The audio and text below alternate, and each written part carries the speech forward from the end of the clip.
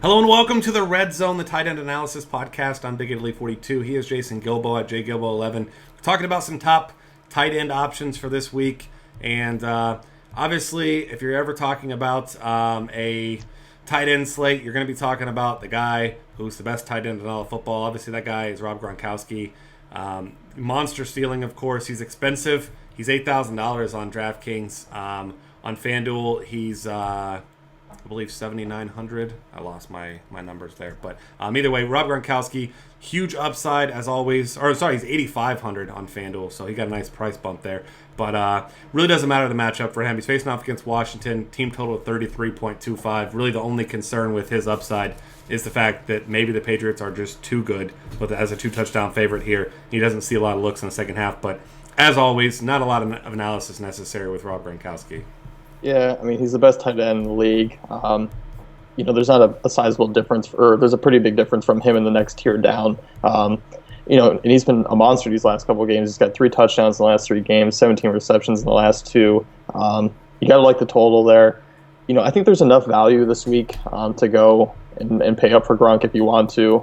Not a must play, but he is the elite tight end.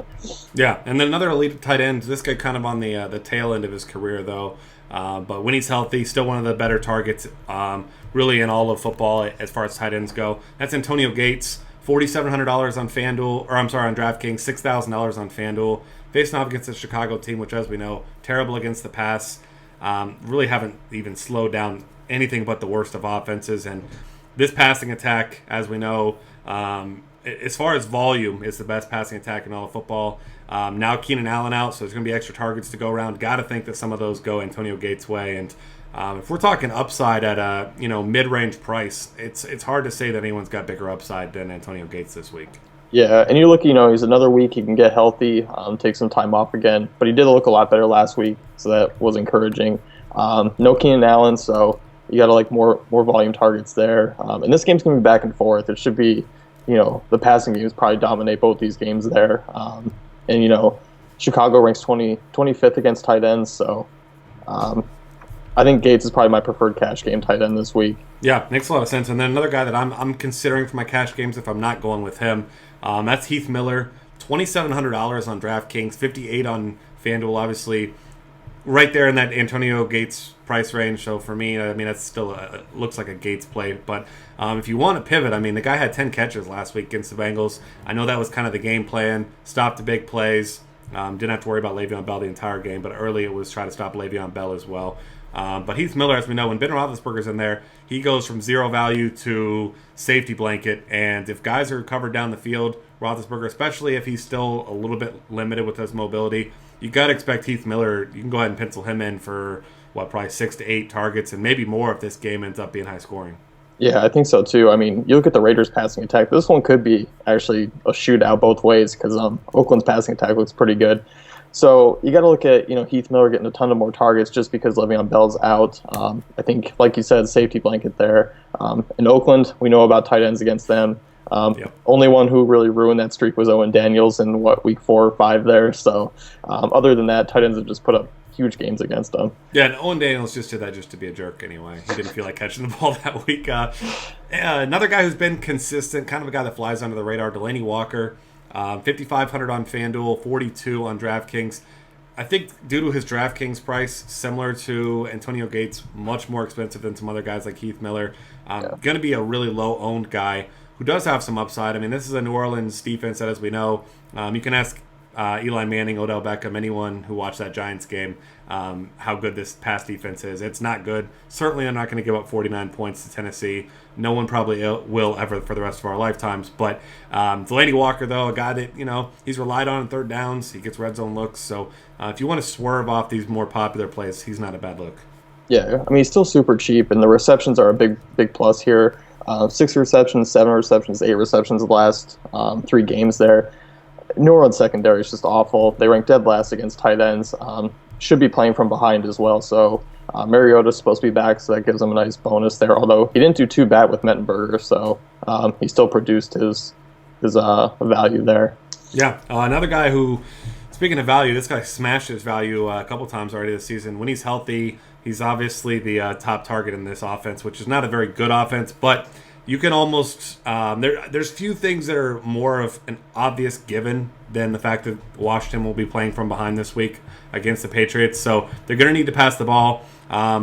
No one really trusts Pierre Garçon right now, from FanDuel all the way down to us to probably most other people in the world. So we're not looking at him. Jordan Reed's the guy that gets all the looks in this offense. 57 on FanDuel, 45 on DraftKings. Jordan Reed has huge upside and a nice floor. So he's another guy that's a viable cash game option. So, I mean, there are many options this week. And really, I mean, I'll throw him in there as one of those guys that I'll be considering kind of depending on what fits. But probably save him for GPPs just because he's a little bit more expensive. Yeah, I like him more so in GPPs because he does have that upside. Also, with Deshaun Jackson coming back, I think that does actually help him because, Bill Belichick's going to take away your best guy, and that is Jordan Reed right now. Mm-hmm. So, having Deshaun Jackson back, that does open things up a little bit. Going to be playing from behind. Kirk Cousins really only throws to him. If that's what it seems like. So, you got to like his upside this week, but definitely more reserved for GPPs. Yeah. Another guy who's more reserved for GPPs despite his recent spike in production, Jacob Tamme, guy who really only ever had value before this season when he played with Peyton Manning. $3,000 on DraftKings, 52 on FanDuel.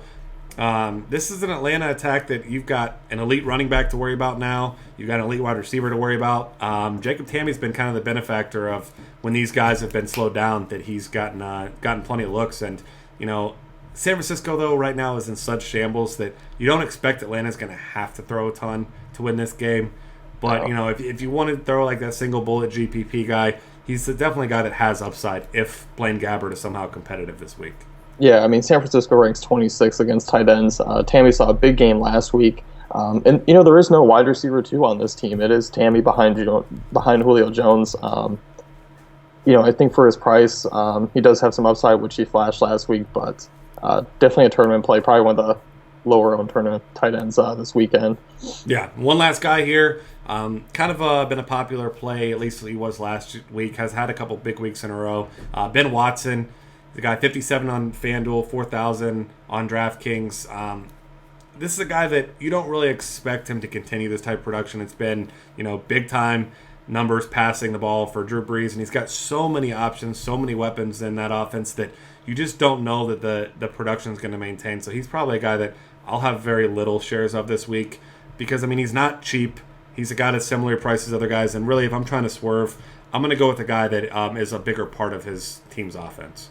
Yeah, there's so much, and I expect him to run the ball a little more this week. They shouldn't have to keep up with the Titans or, hopefully try and keep ahead of them. So looking at Watson, we know his upside. And, if Brees does decide to air it out this week, you got to like Watson potentially for a big tournament play. Yeah, absolutely. That's going to wrap things up for us here. Find us on Twitter at DF Cafe. Subscribe to our YouTube channel. Got lots of other content for NFL and NBA and everything else at dailyfantasycafe.com.